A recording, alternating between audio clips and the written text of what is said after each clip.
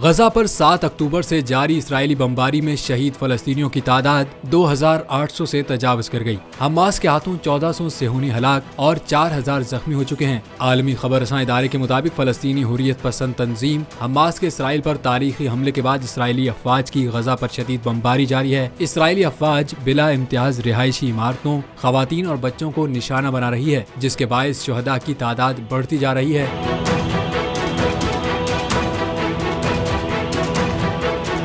फलस्तीनी वजारत सेहत ने इसराइली बमबारी के नतीजे में अब तक 1030 बच्चों समेत 2807 शहादतों और 9700 अफराद के जख्मी होने की तस्दीक की है। 1000 फलस्तीनी लापता हैं जो बमबारी से तबाह होने वाली इमारतों के मलबे तले दबे हो सकते हैं। इसके अलावा फलस्तीन जर्नलिस्ट सिंडिकेट ने गजा में इसराइली बमबारी से अब तक 11 सहाफियों के जाँ बहक होने की तस्दीक की है। दूसरी जानिब इसराइली जारियत की वजह से 10 लाख से ज्यादा अफराद बेघर हो गए हैं, जबकि इसराइली अफवाज ने बुज़दिलाना और इंसानियत से आरी इक़दाम उठाते हुए गजा का मुकम्मल मुहासरा करते हुए बिजली, पानी, खुराक, अद्वियात और ईंधन की सप्लाई लाइन काट दी है, जिसके सबब गजा में किसी बड़े इंसानी अलमिये का खदशा पैदा हो गया है।